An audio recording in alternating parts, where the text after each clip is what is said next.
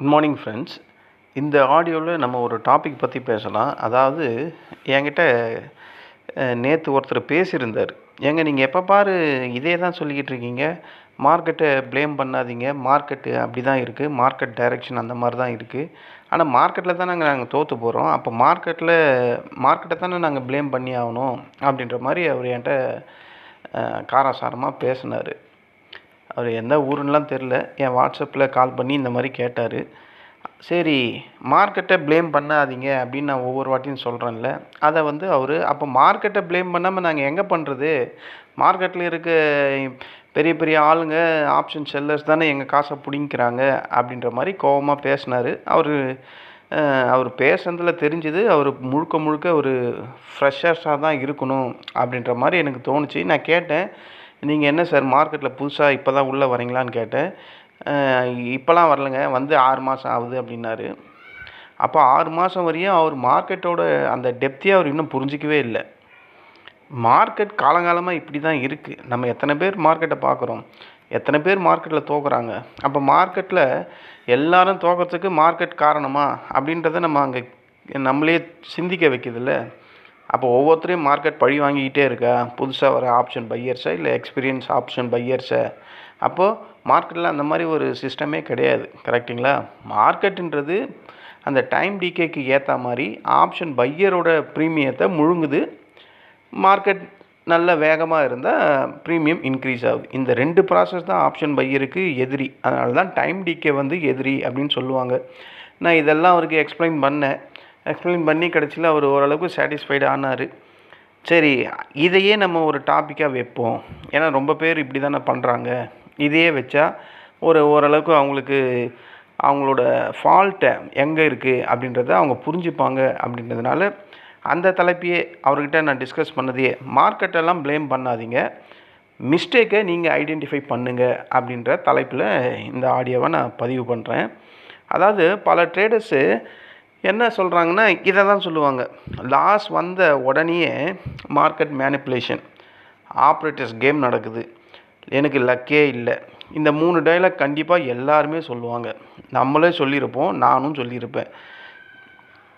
இதில் இந்த மாதிரி ப்ளேம் பண்ண ஆரம்பிச்சிட்டாங்கன்னா அவங்களுக்கு ரியலாக அவங்க திங்க் பண்ண வேண்டிய ஒரு விஷயம் என்ன யோசித்து பார்க்கணுன்னா, உங்கள் என்ட்ரி கரெக்டாக இருந்ததா, அந்த இடத்துல நீங்கள் இப்போ எடுத்துட்டீங்க, ஒரு என்ட்ரி எடுத்துட்டீங்க, அந்த என்ட்ரி எடுத்தது கரெக்டாக இருந்ததா அப்படின்றத செக் பண்ணணும்.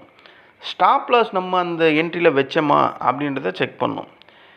இந்த ட்ரேட் எடுக்கிறதுக்கு முன்னாடி ஏதாவது நம்ம பிளான் பண்ணியிருக்கோமா, இப்போ எடுத்துட்டோம், அதுக்கு முன்னாடியே இந்த மாதிரி மார்க்கெட் இருந்தால் நம்ம இந்த பிளானில் எக்ஸிக்யூட் பண்ணணும், இந்த 3 விஷயத்தை நீங்கள் ஃபாலோ பண்ணிங்களா அப்படின்னு கேட்டால் ரொம்ப பேர்கிட்ட அதுக்கான ஆன்சர் கிடையாது, இல்லைன்னு தான் சொல்லுவாங்க.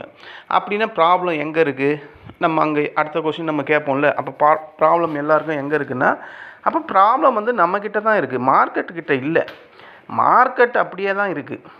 இந்த விஷயத்தை தான் நான் அவர்கிட்ட சொன்னேன்.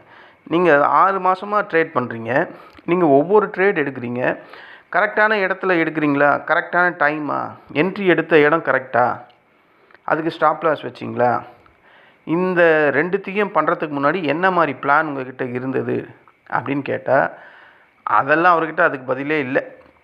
அப்போ தான் சொன்னேன், அப்போ மார்க்கெட்டில் எங்கே ப்ராப்ளம் இருக்குது, ப்ராப்ளம் நம்ம அப்ரோச்சஸில் தான் இருக்குது அப்படின்னு சொன்னதுக்கப்புறம் தான் அவர் கொஞ்சம் கூலானார். அப்போ இதே மாதிரி எத்தனை பேர் திங்க் பண்ணிகிட்டு இருப்பாங்க. அப்போது நம்ம ஒவ்வொருத்தரும் இந்த 3 கேள்வியை நம்மளே கேட்டுக்கணும். என்ட்ரி கரெக்டாக, ஸ்டாப் லாஸ் வச்சுருக்கோமா, பிளான் பண்ணிட்டு தான் இந்த ட்ரேடை எடுக்கிறோமா அப்படின்ற மாதிரி கேட்டுட்டு ட்ரேட் பண்ணுங்கள். கண்டிப்பாக மார்க்கெட் மேலே அந்த குறை சொல்கிறது குறையிறதுக்கான வாய்ப்பு இருக்குது. எல்லாத்துலேயும் அப்படி தாங்க இருக்குது. ட்ரேடர்ஸோட கேம் அப்படின்னு ஒன்று இருக்குல்ல, அரசியலில் போனாலும் அப்படி தானே இருக்குது, விளையாட்டில் போனாலும் அப்படி தானே இருக்குது, எஜுகேஷனில் போனாலும் அப்படி தானே இருக்குது, ஒரு போஸ்டிங்லேருந்து இன்னொரு போஸ்டிங் போனாலும் அதுலேயும் அப்படி தானே இருக்குது. ஸோ ஒவ்வொரு விஷயத்துலையுமே இந்த கேம் பிளான் அப்படின்றது எல்லா இடத்துலையுமே இருக்குது, அது மார்க்கெட்லேயும் இருக்குது. மார்க்கெட் என்ன சாதாரண ரீட்டைலர் நம்பியாக ஓடிக்கிட்டு இருக்குது. உலக பொருளாதாரம் சம்மந்தப்பட்ட எல்லா கண்ட்ரியுமே மார்க்கெட்டில் இன்வெஸ்ட்மெண்ட் பண்ணுது.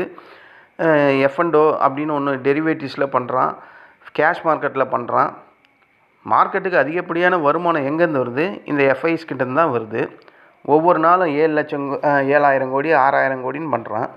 அப்போ அவன் அவ்வளோ டேக்ஸ் பே பண்ணுறான். அப்போ அவ்வளோ சீக்கிரத்தில் வந்து மார்க்கெட்டை அவன் விட்டுருவானா? ஸோ அந்த இதுவை நம்ம இந்த மாதிரி தான் புரிஞ்சிக்கணும். புரிஞ்சிக்கினா மட்டும்தான் அது நமக்கு கிளியராக புரியும். அப்போது அந்த பிரச்சனையை வந்து நம்ம ஈஸியாக அணுகலாமா? அப்போது இதோட உள்ளார்த்தமான ரியாலிட்டி என்னவாக இருக்குது? மார்க்கெட் எப்போவுமே அதே மாதிரி தான் இருக்குது. நேச்சுரலாக மார்க்கெட்டோட இயல்பே அப்படி தான் இருக்குது. அது யாரையுமே வந்து டார்கெட் பண்ணவே பண்ணாது. நம்மளாம் நினச்சிக்கிறோம் இது என்னை டார்கெட் பண்ணுது, நான் எப்போ வாங்கினாலும் என் ஸ்டாப் லாஸை அன் பண்ணிடுது அப்படின்னு நம்மளாக தான் அதை அந்த மாதிரி நினைக்கிறோம். மார்க்கெட்டுக்கு நீங்கள் யாருன்னே தெரியாது. சண்முகம் வாங்கிட்டான், பழனி வாங்கிட்டான், நசீர் வாங்கிட்டாரு, ஆறுமுகம் வாங்கிட்டான், ஜோசப் வாங்கிட்டாரு, எல்லார் காலையும் ஸ்டாப் லாஸ் அன் பண்ணுறா அப்படின்னு மார்க்கெட்டு அப்படியே நினச்சிக்கிட்டு பண்ணுது. அப்படியெல்லாம் கிடையாது. அது டிமாண்ட் அண்ட் சப்ளைக்கு ஏற்ற மாதிரி அந்தந்த டைமில், அந்தந்த நொடியில், அந்தந்த நிமிஷத்தில் அது ட்ரேட் ஆகுது.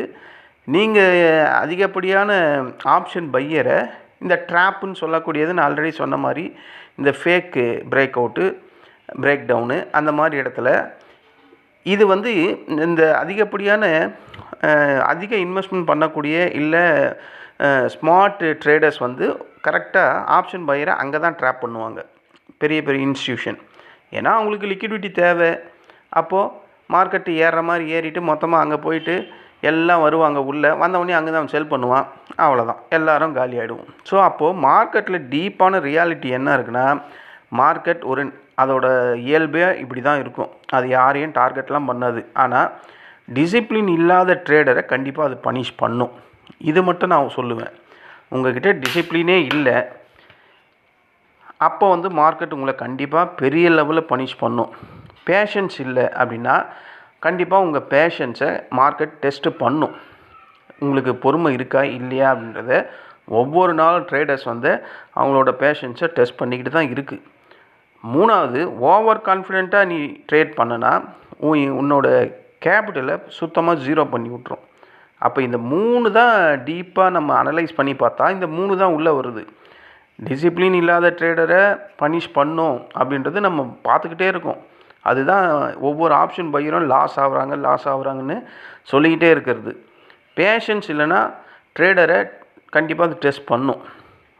அது நம்ம ரெகுலராக பண்ணிக்கிட்டு இருக்கோம். ஒரு காலை வாங்கிடுறோம், கால் சைட்லேயோ புட் சைட்லேயோ, நமக்கு அந்த நேரத்துக்கு ப்ராஃபிட் வராது. அந்த ஹோல்ட் பண்ணி ட்ரேட் பண்ணுறாங்களே அவங்களோட பேஷன்ஸை மார்க்கெட் தினமும் டெஸ்ட் பண்ணிக்கிட்டு தான் இருக்குது. கரெக்ட் தானே நான் சொல்கிறது? அப்புறம் ஒரு ட்ரேடில் ப்ராஃபிட், 2 ட்ரேடில் ப்ராஃபிட், அந்த மாதிரி பண்ணதுக்கப்புறம் ஓவர் கான்ஃபிடென்ட் வந்துடும் ட்ரேடருக்கு. அப்போ அந்த மாதிரி ஓவர் ட்ரேட், அதாவது இருக்கக்கூடிய ப்ராஃபிட்டை தக்க வைக்க முடியாது அவங்களால. ஓவர் கான்ஃபிடென்ட்டால் அடுத்த ட்ரேடும் எடுத்தால் அது ப்ராஃபிட் தான் வரும்ன்ட்டு உள்ளே போய் எடுப்பான், இருக்கிற ப்ராஃபிட்டும் போயிடும். அப்போ உங்கள் கேபிட்டல், அதாவது உங்களை ப்ராஃபிட் வந்து 0 ஆகிடும். இது கண்டினியூஸ் ஆக உங்களோட கேபிட்டல் மொத்தமாகவே 0 ஆகிடும். இது தானே நடக்குது. அப்போ டீப்பாக மார்க்கெட்டில் நம்ம போய் அனலைஸ் பண்ணி பார்த்தா இந்த 3 தான் அதிகமாக இருக்குது. அப்போ நம்ம என்ன ஸ்ட்ராங்காக இங்கே தெரிஞ்சுக்கணும், நம்ம மிஸ்டேக் என்ன அப்படின்றத நம்ம முதல்ல புரிஞ்சிக்கணும். ஓகேங்களா? புரிஞ்சுக்கிட்டு அந்த மிஸ்டேக்ஸை நம்ம அக்செப்ட் பண்ண கற்றுக்கணும்.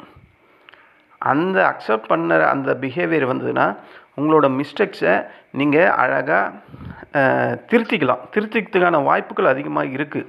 மார்க்கெட் அதுக்கான லெசன்ஸ் தான் டெய்லியும் எடுத்துக்கிட்டே இருக்குது.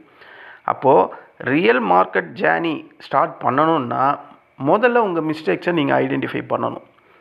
நம்ம என்னடா மிஸ்டேக் பண்ணுறோம், எல்லாருமே ஜெயிக்கிறாங்கன்னு சொல்கிறாங்களே, நம்மளால் மட்டும் ஏன் முடியல? அப்போ நம்ம என்ன தப்பு பண்ணுறோம், எந்த இடத்துல தப்பு பண்ணுறோம், நம்ம வாங்குகிற இடம்தான் தப்பா, இல்லை எங்கே தான் கரெக்டான இடத்த வாங்கணும், இப்படின்ற மாதிரி பல கேள்விகளை உங்களுக்குள்ளேயே கேட்டிங்கன்னா அதுக்கான விடை ஆன் த லைவ் ஸ்பாட்டில் இன்ட்ராடே டைம்லேயோ இல்லை போக போக பழக உங்களுக்கே அது தெரிய ஆரம்பிச்சிடும். நீங்கள் இதுக்காக போய் டியூஷன் சென்டரில் சேர வேணாம், அவனோட ஸ்ட்ராட்டஜியை கற்றுக்கிட்டு நீங்கள் அதில் லாஸ் பண்ண வேணாம். நீங்களே முட்டி மோதி லாஸ் பண்ணிவிட்டு நீங்களே ஒரு ஸ்ட்ராட்டஜியை கண்டுபிடிக்கலாம். அப்படி தானே உலகம், அப்படி தானே இருக்குது. மனுஷன் பிறக்கும் போது எல்லா டிவைஸு, எல்லா இன்ஸ்ட்ருமெண்ட்டு எல்லாத்தையும் கற்றுக்கிட்டு வந்தால் பூமியில் எல்லாத்தையும் செயல்படுத்தினான், எக்ஸிக்யூஷன் பண்ணான்? இல்லை.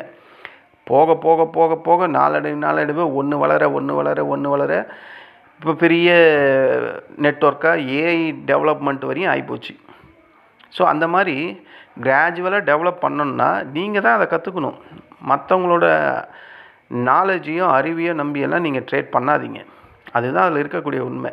அவங்களோட அனுபவங்களை வேணும்னா நம்ம கேப்சர் பண்ணிக்கலாம். ஆனால் அவங்களோட திறமையை, அவங்களோட நாலேஜை, அவங்கக்கிட்டேருந்து கற்றுக்கின அந்த லேர்னிங்கை மார்க்கெட்டில் யூஸ் பண்ணால் அது தப்பாக வந்துச்சுன்னா காலி, ரைட்டாக வந்ததுன்னா ஏதோ தப்பிச்சிக்கலாம் அப்படின்ற மாதிரி. ஆனால் எத்தனை பேர் அப்போ தப்பிச்சிக்கிட்டே இருக்காங்க? எல்லாம் லாஸ் தான் பண்ணிக்கிட்டு இருக்காங்க. அப்போது நீங்கள் முட்டி மோதி கற்றுக்குங்க. அதுக்கான லாஸ் வந்தாலும் அதை அக்செப்ட் பண்ணிக்கோங்க. அப்படி பண்ணிங்கன்னா கண்டிப்பாக மார்க்கெட்டில் நீங்கள் உங்களோட ட்ரேடிங் ஜேர்னி ஸ்மூத்தாக எந்தவித இடையூறும் இல்லாமல் அழகாக போகும். கரெக்டாக? அதாவது மார்க்கெட்டில் டெய்லியும் லெசன் மார்க்கெட் நமக்கு எடுத்துக்கிட்டே இருக்குது. இந்த மாதிரி லெசன் எடுக்கிறத யார் உன்னிப்பாக அதை வாட்ச் பண்ணி அதுக்கேற்ற மாதிரி ட்ரேட் பண்ணுறாங்களோ அவங்க சக்ஸஸ் பண்ணுறதுக்கான வாய்ப்பு மார்க்கெட் கொடுக்குது. இதே மாதிரி ப்ளேம் பண்ணிக்கிட்டே மார்க்கெட்டை ப்ளேம் பண்ணிக்கிட்டே இருக்கவங்களுக்கு எந்த வித லெசனும் கிடையாது.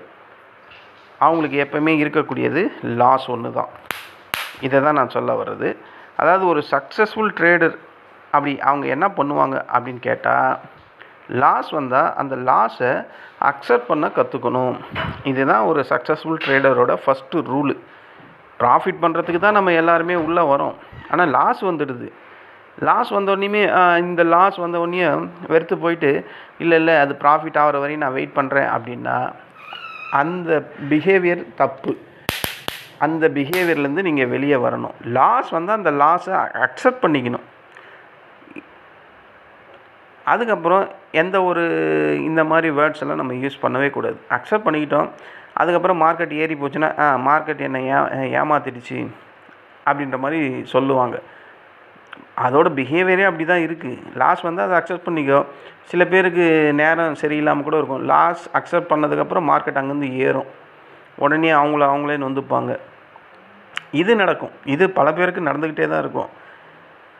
சில பேரை கேட்டால், நான் மார்க்கெட்டில் எங்கே லாஸ் பண்ணணும் அந்த இடத்த நோக்கி நான் முயற்சி பண்ணிக்கிட்டே இருப்பேன்.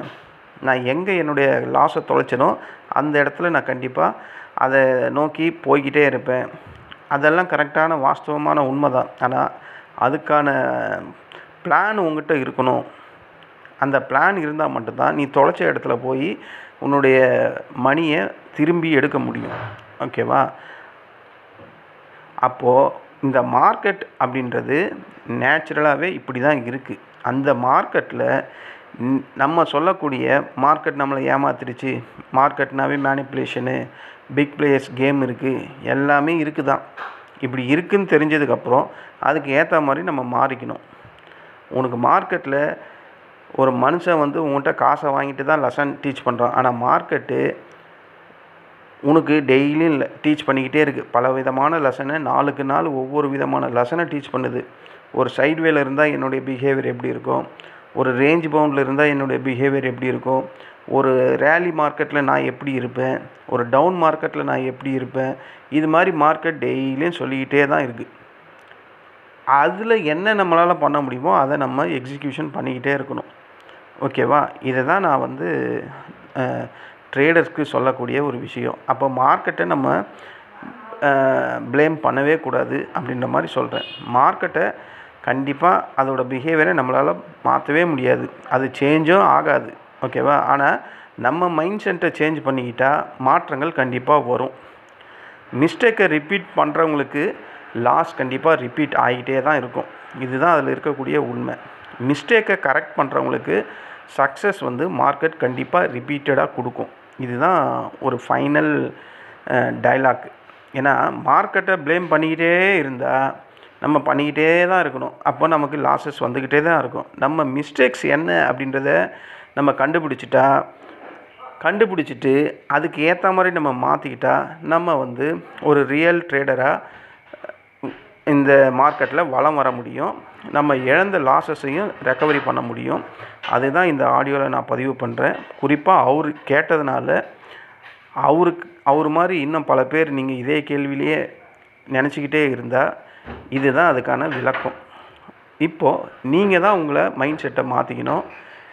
மார்க்கெட் அப்படின்றது இப்படியே தான் இருக்க போகுது. அப்போது இப்படியே இருக்கக்கூடிய மார்க்கெட்டில் நான் என்ன பண்ணால் நான் லாஸ் பண்ணாமல் இருக்கலாம், என்ன மாதிரி பண்ணால் ப்ராஃபிட் பண்ணலாம் அப்படின்றத நீ திங்க் பண்ணணும். சின்ன சின்ன ப்ராஃபிட்டாக முதல்ல பழகுங்க. அதில் நல்லா உங்களுக்கு சாட்டிஸ்ஃபைடு ஆனதுக்கப்புறம் பெரிய ப்ராஃபிட்டை நோக்கி பயணிக்கலாம். முதல்ல சின்ன சின்னதாக பிடிங்க, அதுதான் மெயின். ஓகேவா ஃப்ரெண்ட்ஸ்? இந்த ஆடியோ உங்களுக்கு பிடிச்சிருந்தா என்னுடைய சேனலை சப்ஸ்கிரைப் பண்ணுங்கள்.